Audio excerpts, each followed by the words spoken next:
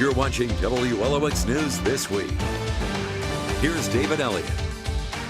And thanks so much for staying with us, everybody. Let's go back to 1999. What do you think?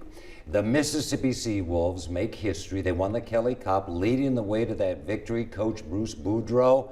You see Coach Boudreau on the bench there. He went on to coach several NHL teams, and guess what? He's back on the coast, and he's on WLOX News This Week, serving as an NHL analyst. Good to see you, Bruce. Hey, I want to call you Coach, but I'm going to go with That's Bruce. okay. It's always great coming back here. I mean, I just drove around town this morning and going, the memories are so still vivid, and it's a fabulous place, and it'll be always near and dear to my heart. Let's talk about that Kelly Cup. I was in the Coliseum for that 7th game, and to this day, the most electric atmosphere I've ever experienced in the Coliseum. Well, I've been doing this business for a long time, and I don't think I will ever see anything like that. Like, I mean, you go to Game 7, you're down three games to 1 in the series, you claw your way back, you're down 3-1 going into the 3rd period, and you tie it up in the last minute and a half, and you go to double overtime. I don't know if it was double or triple overtime, and you win, and every time you touch the puck, there's a gasp, like nobody knows what's happening. And the explosion when we won, and I think there was over 8,500 people in the building that night. It was quite a night. So you won a Kelly Cup in the ECHL, a Calder Cup in the AHL. You're with 4 clubs in the NHL, Washington, Anaheim, Minnesota, and most recently Vancouver. You really wanted that Stanley Cup to get that trifecta, didn't you? It would have been, it would have been every hockey guy's dream, and came close. I mean, we lost in the conference finals to Chicago in 7 games, and they went on to win the Cup. We lost to LA once in 7 games, and they went on to win the Cup, and we lost to Pittsburgh in 7 games, and they went on to win the Cup. So, I mean, it's amazing the difference between success and failure is, sometimes a very thin line. Now you're on the NHL Network and also with TSN, which stands for The Sports Network, serving as an analyst. I mean, do you still want to be behind the bench?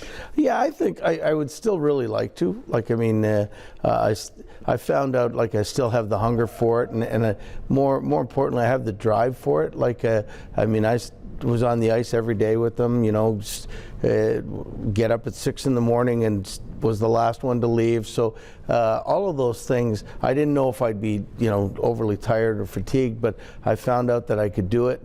And you never like to leave something on a note where you get let go. Yeah. So I'd really with Vancouver. So I'd really like to get back and prove that I'm worthy of doing the job. Now, in the ECHL, that was quality minor league hockey, and I don't want to throw the FPHL, the Federal Prospects League, under the bus, our team that's now here.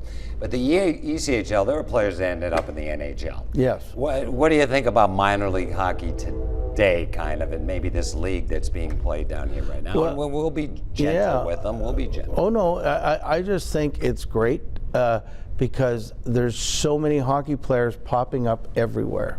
And I mean, it's because hockey's so much more visible than it was in 1999. You've got ESPN covering games, TNT covering games, leagues popping up all over the place. I own a junior team in a league called the USPHL, where there's 80 teams all across the U.S. Wow. So, I mean, these things are coming up. So, I mean, you never know if you get a young enough player, I mean, that wants to play above what he thinks like normal U17 or U18 would be, and he can play up.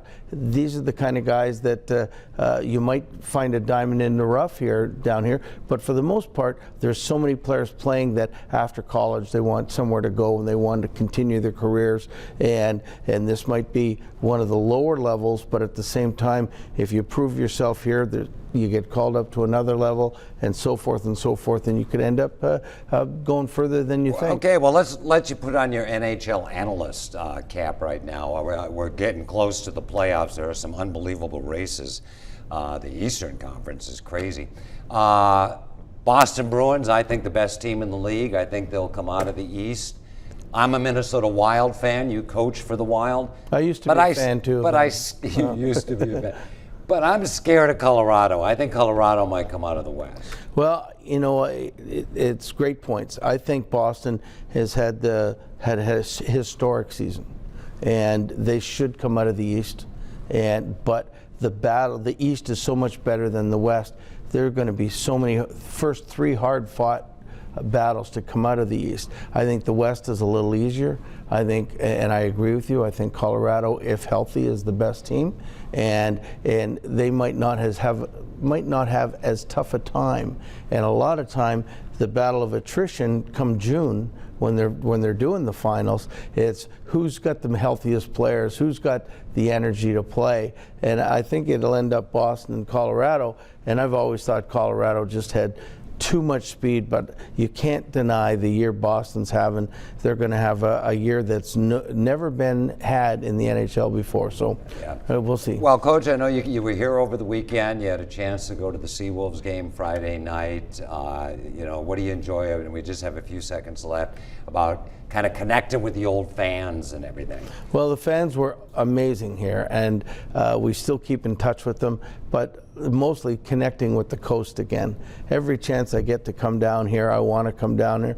It was the most amazing place to live. I mean, we still talk about when everything is said and done, coming back down here and retiring, because I loved it so much. So hopefully just walking around town today, the good memories that you get, people are lucky that live here. Alrighty, the one and only Bruce Boudreau. It's so good to have you here in the show, Bruce, and so good to see you. It's great. Thank you, Dave. Great seeing you again. Good luck to you.